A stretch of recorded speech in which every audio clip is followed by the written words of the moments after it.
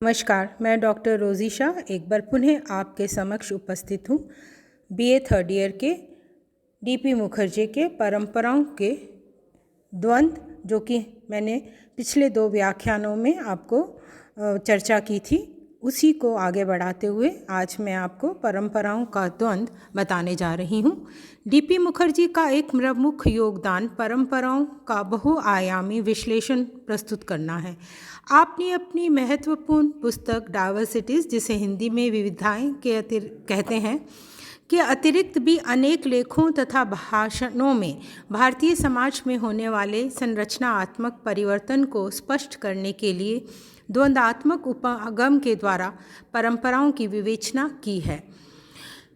परंपराओं का अर्थ इससे पूर्व भी मैं आपको बता चुकी हूँ। एक बार पुनः मैं आपको परंपराओं के अर्थ को स्पष्ट करने जा रही हूँ। भारतीय परंपरा एवं सामाजिक परिवर्तन विषय पर सन 1955 में इंडियन सोशियोलॉजिकल कॉन्फ्रेंस के देहरादून अधिवेशन में मुखर्जी ने अपने अध्यक्षीय भाषण में भारतीय परंपरा पर विशुद्ध विचारों को प्रस्तुत किया है।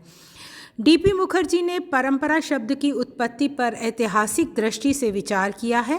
वह कहते हैं कि अंग्रेजी के ट्रेडिशन शब्द की उत्पत्ति ट्रेडर शब्द से हुई है और इस ट्रेडर का तात्पर्य है हस्तांतरण करना। अंग्रेजी के ट्रेडिशन का संस्कृत भाषा में समान अर्थ शब्द परंपरा है। समानार्थक शब्द जो है वह परंपरा है, जिसका अर्थ है उत्तराधिकार या ऐतिह्य, जिसका अर्थ है इतिहास। परंपराओं की उत्पत्ति उन स्रोतों से मानी गई है जिनके पीछे ऋषि मुनियों एवं काल्पनिक व्यक्तियों की कल्पना की गई है। परंपराओं की उत्पत्ति एवं इतिहास चाहे कुछ भी हो, किंतु लोग इनका आदर सम्मान करते हैं और ये समाज में संतुलन एवं दृढ़ता को बनाए रखती हैं। रोमन कानून के अनुसार ट्रेडिशन शब्द का तात्पर्य कीमती वस्तुओं को सुरक्षित रखने एवं जमा करने से है। रोमन कानून के अनुसार एक योग्य नागरिक का ये नैतिक एवं कानूनी कर्तव्य है कि वह कीमती वस्तुओं को सुरक्षित रखे। हम कह सकते हैं कि परंपरा एक ऐसा तथ्य है जिसका संबंध हमारी बुद्धि, अनुभव तथा एक विशेष विचारधारा से होता है, और ये विचारधारा ही है जो एक विशेष समाज के सामाजिक मूल्यों के अनुरूप होती है तथा उसे समाज के लिए उपयोगी समझा जाता है। यही कारण है कि परंपराओं का हस्तांतरण एक पीढ़ी से दूसरी पीढ़ी में होता रहता है। मुखर्जी के अनुसार भारतीय समाजशास्त्री को भारत की सामाजिक परंपराओं का अध्ययन करना चाहिए। आपके अनुसार भारतीय समाजशास्त्र के अंतर्गत भारतीय परंपराओं का अध्ययन व विश्लेषण को शामिल करना चाहिए, क्योंकि परंपराएं ही भारतीय समाजशास्त्र की विषय वस्तु हैं और इन परंपराओं का अध्ययन उनकी ऐतिहासिकता से होना चाहिए। उनका मानना है कि भारतीय संस्कृति का विकास अनेक प्रजातियां एवं संस्कृतियों की लगातार चुनौतियों एवं उन सबके संश्लेषण के परिणाम स्वरूप हुआ है। मानव तथा समाज के हिंदू सिद्धांत की व्याख्या करने के विचार से उन्होंने बड़े उत्साह के साथ परंपराओं के अध्ययन का समर्थन किया। ऐसा करते समय उन परिवर्तनों का भी अध्ययन शामिल है जो परंपरा में आंतरिक और बाह्य दबाव से उत्पन्न हुए हैं। डीपी का मानना है कि भारतीय समाजशास्त्रियों के लिए ये अच्छी बात है कि भारतीय समाज दूसरे समाजों की तुलना में कम परिवर्तित हुआ है, हालांकि उसमें तकनीकी परिवर्तन हुआ है। मुखर्जी भारतीय समाज का अध्ययन हेतु मार्क्सवादी द्वंद्वात्मक अध्ययन के उपागम के प्रयोग के पक्ष में थे। उनका मानना है कि अनुसंधान की दृष्टि से भारतीय समाज के संदर्भ में समाज व संस्कृति को समझने के लिए मार्क्सवादी द्वंद्वात्मक उपागम ही श्रेष्ठ है। इस पद्धति के द्वारा भारत की सामाजिक वास्तविक विशिष्ट परंपराओं, विशिष्ट प्रतीकों और इसके विशिष्ट सांस्कृतिक प्रतिमानों एवं सामाजिक क्रियाओं को समझा व विश्लेषित किया जा सकता है। मुखर्जी ने पश्चिमी परंपरा के आदर्श पर भारत में समाजशास्त्र को ढालने के विषय में संदेह व्यक्त किया है। उन्होंने लिखा है कि हमारा प्रथम कर्तव्य उन सामाजिक परंपराओं का अध्ययन करना है जिसमें हमने जन्म लिया है और जिसमें जीवन व्यतीत किया है। इस कर्तव्य में आंतरिक और बाह्य दबावों से परंपराओं में होने वाले परिवर्तनों का अध्ययन भी सम्मिलित है। बाद में दबाव अधिकतर आर्थिक है। जब तक आर्थिक शक्ति और सामान्य रूप से मजबूत नहीं होती और केवल उसी के द्वारा उत्पादन पर इन प्रणालियों में परिवर्तन होता है। ऐसा मैं आपको अपने पूर्व के व्याख्यान में भी बता चुकी हूँ। जब तक परंपराएं समाज में जीवित रहती हैं, मुखर्जी का मत है कि भारतीय समाजशास्त्री के लिए समाजशास्त्री होना पर्याप्त नहीं है, बल्कि उसे एक भारतीय होना चाहिए। अपनी समाज व्यवस्था को समझने के लिए उसे रूढ़ियों एवं प्रथाओं में भाग लेना चाहिए। उसे भारत की निम्न एवं उच्च विद्याओं का ज्ञान होना चाहिए। कुछ विद्याओं के लिए उन्हें संस्कृत का एवं निम्न विद्याओं के लिए स्थानीय भाषाओं का ज्ञान होना आवश्यक है। मुखर्जी का मत है कि परंपरा में विरोध करने व सीखने की महान शक्ति होती है। परंपराएं तब तक सामंजस्य के द्वारा जीवित रहती हैं जब तक कि आर्थिक शक्ति विशिष्ट रूप से प्रभावशाली ना हो और उसमें इतनी शक्ति ना हो कि वह उत्पादन की संपूर्ण प्रणाली को ही बदल दे। सामंजस्य की क्षमता के आधार पर ही परंपरा की शक्ति का मूल्यांकन एवं माप किया जा सकता है। अब मैं आपको द्वंद्व की अवधारणा बताने जा रही हूँ। मुखर्जी ने द्वंद्व की अवधारणा हीगल और कार्ल मार्क्स से ग्रहण की है। योगेंद्र सिंह ने अपनी पुस्तक में लिखा है कि डीपी ने तो ये दावा भी किया है कि वह स्वयं मार्क्सवादी है। आपके अनुसार परंपरा के द्वंद्व को समझने के लिए ये जानना आवश्यक है कि द्वंद्व का अर्थ क्या है। द्वंद्व को अंग्रेजी में डायलेक्टिक कहते हैं, जिसका अर्थ है वाद विवाद करना, तर्क वितर्क करना आदि। हीगल ने द्वंद्व की अवधारणा फिक्टे से ग्रहण की है और हीगल ने तर्क की 3 अवस्थाएं बताई हैं: वाद, प्रतिवाद और संवाद। पोपट लिखते हैं कि प्रत्येक तार्किक संवाद 2 विरोधी विचारों, वाद और प्रतिवाद से प्राप्त होता है। हीगल ने विश्व के विकास को संघर्ष एवं द्वंद्ववाद के आधार पर विश्लेषित किया है। वेदांतवाद में परिवर्तन की तार्किक प्रक्रिया को एक त्रैतवाद, यानी हीगल ने एक त्रैतवाद के द्वारा इसे स्पष्ट किया है। त्रैतवाद में वाद, प्रतिवाद और संवाद के द्वारा हीगल ने इसे स्पष्ट किया। हीगल ने विचारों में द्वंद्व के द्वारा परिवर्तन की व्याख्या की है। कार्ल मार्क्स ने भौतिकता से द्वंद्ववाद के आधार पर परिवर्तन की व्याख्या की है। कौन से परिवर्तन की? समाज में होने वाले परिवर्तन की व्याख्या की बात मैं कर रही हूँ। मुखर्जी ने परंपराओं में द्वंद्व, संघर्ष और समन्वय के परिणामों के द्वारा भारतीय समाज के परिवर्तन की व्याख्या की है। डीपी मुखर्जी ने द्वंद्वात्मक सिद्धांत से प्रभावित होकर भारतीय समाज व्यवस्था के सामाजिक परिवर्तन का सिद्धांत परंपराओं के द्वंद्व का दिया है। आपका मत है कि भारतीय समाज के इतिहास में वैदिक काल से लेकर आज तक समय समय पर पुरानी परंपरा और नई परंपरा, वृहत परंपरा और स्थानीय परंपरा, आंतरिक परंपरा और बाह्य परंपरा में परस्पर संघर्ष होता रहा है। अगर हम भारतीय समाज को समझना चाहते हैं तो हमें भारतीय इतिहास में परंपराओं के द्वंद्व, संघर्ष व विरोध आदि का क्रमबद्ध एवं व्यवस्थित अध्ययन करना होगा। मुखर्जी के अनुसार धर्म से संबंधित परंपराएं जो आज भी अपनी निरंतरता बनाए हुए हैं और नगरीय मध्यम वर्ग की नवीन परंपराओं के मध्य द्वंद्व या संघर्ष का अध्ययन करना चाहिए। वर्तमान में आपने परंपरा और आधुनिकता के परस्पर द्वंद्व के अध्ययन पर भी जोर दिया है। इसमें संघर्ष के अध्ययन के द्वारा आधुनिकीकरण की प्रक्रिया की व्याख्या की जा सकती है। मुखर्जी का मत है कि परंपराएं रूढ़िवादी होती हैं और इनके विरोध में सुधार आंदोलन द्वारा नए मूल्य संघर्ष के लिए उत्पन्न होते रहते हैं। इस प्रकार से मुखर्जी ने द्वंद्व या संघर्ष के आधार पर परंपराओं का अध्ययन करके भारतीय समाज एवं संस्कृति में सामाजिक परिवर्तन की विवेचना की है।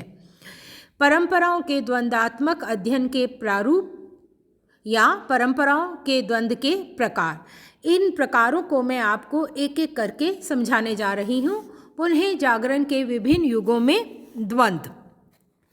19वीं शताब्दी को भारत के पुनः जागरण के युग के रूप में देखा जाता है। 19वीं शताब्दी में ब्रह्म समाज, प्रार्थना समाज तथा आर्य समाज द्वारा मध्यकाल की परंपराओं के विरोध तथा भारतीय संस्कृति के मौलिक मूल्यों की पुनर्स्थापना के प्रयत्न को भारतीय पुनः जागरण की अंतिम कड़ी के रूप में देखा जा सकता है।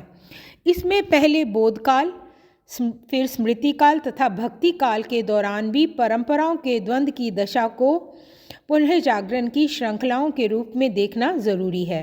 बोधकाल में अनेक ऐसी परंपराएं विकसित हुईं जो वैदिक काल की परंपराओं की विरोधी थी और इसके फलस्वरूप भारत में व्यवहार के नियमों का एक नया समन्वय सामने आया, जिसका विस्तार धीरे धीरे एशिया के अनेक देशों में हुआ। गुप्त काल के अंतर्गत जब हिंदू स्मृतियों की रचना हुई तो बौद्ध और जैन परंपराओं का व्यापक विरोध होने के कारण नई परंपराएं स्थापित हो गईं। ये परंपराएं इतनी प्रभावपूर्ण हो गईं कि अनेक इतिहासकार इस काल को भारत का स्वर्णिम काल मानते हैं।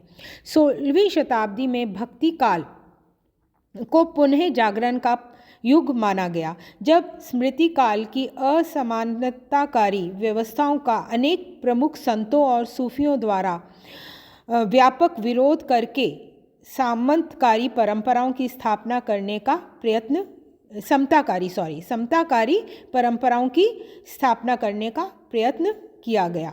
ब्रिटिश काल में पश्चिमी परंपराओं का यहाँ तक कि आर्थिक और सांस्कृतिक परंपरा से संघर्ष होने के कारण भिन्न मूल्यों पर आधारित नई परंपरा का रूप सामने आने लगा। परंपराओं का ये द्वंद्व वर्तमान भारतीय समाज को एक नए रूप में प्रभावित कर रहा है। द्वंद्व की आरोही तथा अवरोही प्रक्रिया। मुखर्जी स्पष्ट करते हैं कि समाजशास्त्रीय दृष्टिकोण के अंतर्गत सामाजिक व्यवस्था के परिवर्तन को ध्यान में रखना चाहिए। वास्तव में पुरानी और नई परंपराओं के बीच द्वंद्व होना हमेशा एक आरोही दिशा को स्पष्ट नहीं करता, बल्कि ये दिशा अवरोही भी हो सकती है। आरोही दिशा का संबंध पहले से अधिक उन्नत स्थिति की ओर बढ़ने से होता है, जबकि अवरोही दिशा परंपरा में होने वाले विघटनकारी तत्वों को स्पष्ट करती है।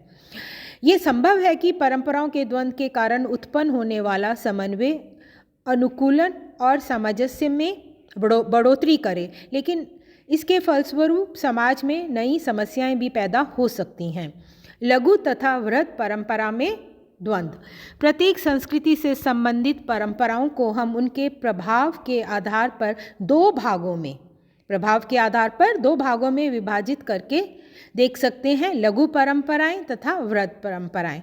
जब किसी समाज की वृहद परंपराओं से संबंधित विश्वासों का अनेक लघु अथवा स्थानीय परंपराओं के द्वारा विरोध किया जाने लगता है तो समाज में व्यवहार के नए प्रतिमानों को प्रोत्साहन मिलता है।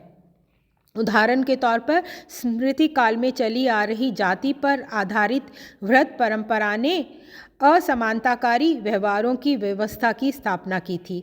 भक्ति काल में चैतन्य, कबीर और नानक आदि ने उनका विरोध करके समताकारी व्यवहारों को प्रोत्साहन दिया और इसके फलस्वरूप जाति और इसी तरह की अनेक दूसरी परंपराओं में परिवर्तन के तत्व स्पष्ट होने लगे।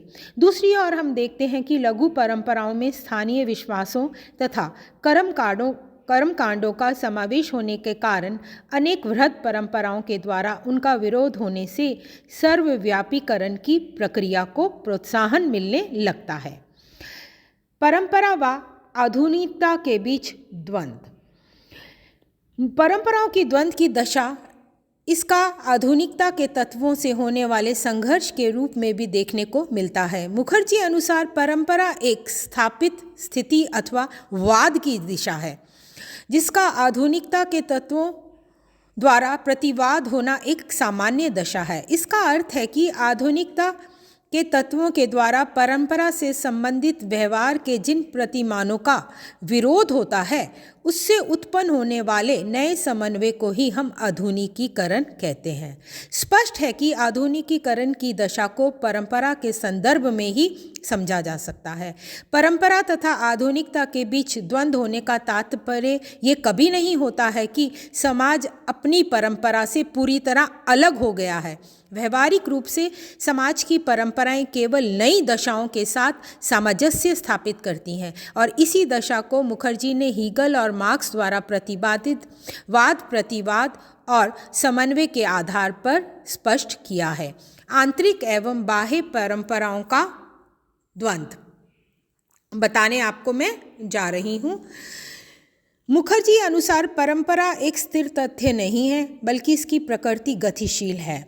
ये मैंने आपको पहले भी समझाया था। इस दृष्टिकोण से परंपरा से संबंधित उन आंतरिक और बाह्य दबावों का अध्ययन करना आवश्यक है जो परंपराओं में परिवर्तन पैदा करते हैं। परंपराओं में आंतरिक रूप से एक ऐसी क्षमता और शक्ति होती है जिससे वह व्यक्ति और समाज के बीच सामंजस्य बनाए रख सके। जैसे जैसे सामंजस्य की ये शक्ति कमज़ोर पड़ने लगती है, परंपरा में परिवर्तन की प्रक्रिया पैदा होने लगती है।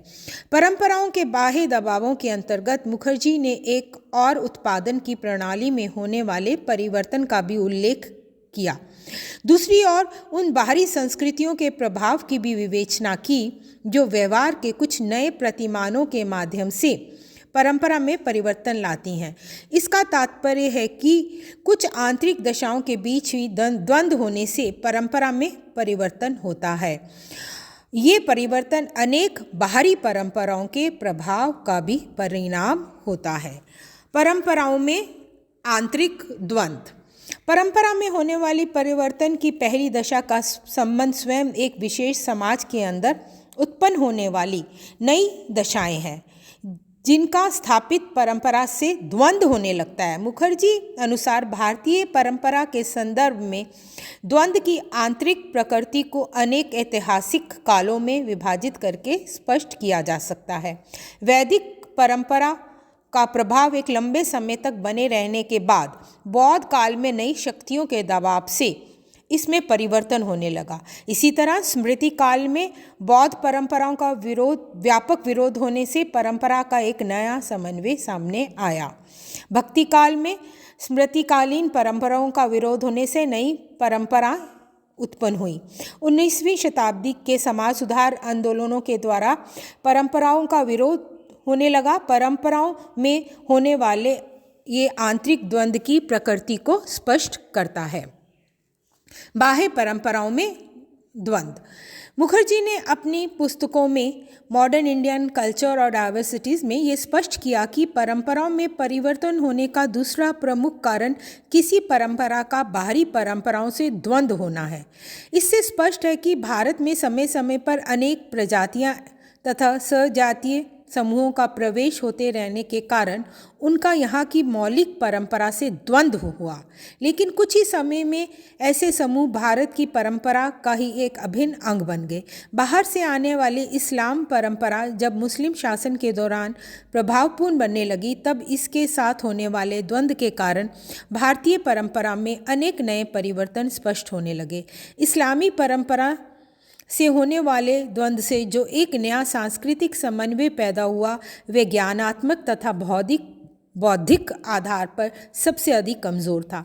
लेकिन इससे विभिन्न आर्थिक हितों, संगीत, वास्तुशिल्प तथा साहित्य के क्षेत्र में अनेक नई परंपराओं का उदय हुआ।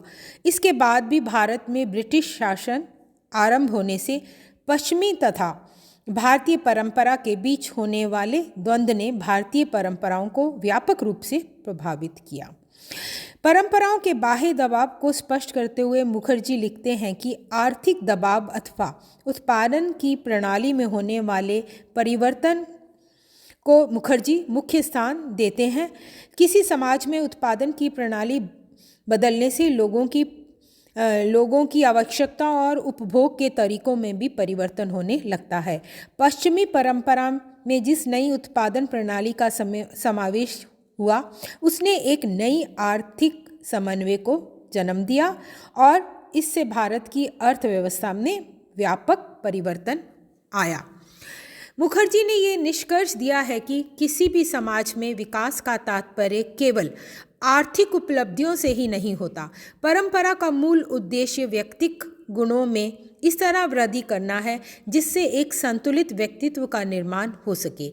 ये सच है कि भारतीय परंपरा का बाह्य परंपराओं से द्वंद्व होने के कारण व्यवहारों और मूल्यों का एक नया समन्वय उत्पन्न हुआ, लेकिन भारतीय परंपरा इतनी सशक्त है कि यदि हम इसके आधार पर सामाजिक और सांस्कृतिक सिद्धांतों को विकसित करें तो प्रत्यक्षवादी समाजशास्त्रियों के लिए हम विकास का एक नया मॉडल दे सकते हैं।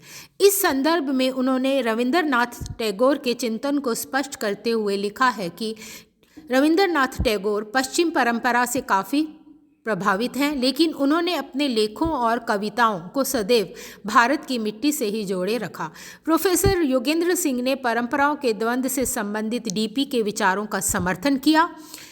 उनके अनुसार परंपराओं का द्वंद्व सामाजिक परिवर्तन को समझने का एक महत्वपूर्ण आधार हो सकता है, लेकिन इसके साथ ही उन्होंने सामाजिक परिवर्तन को समझने के लिए द्वंद्वात्मक उपागम की इस आधार पर भी आलोचना की है कि केवल इसी की सहायता से भारतीय समाज में होने वाले परिवर्तनों को नहीं समझा जा सकता। योगेंद्र सिंह के अनुसार परंपराओं के द्वंद्व को ऐतिहासिक दशाओं के आधार पर ही स्पष्ट किया जा सकता है, जबकि ऐतिहासिक दशाओं का कोई अनुभव या आधार नहीं होता है। Thank you.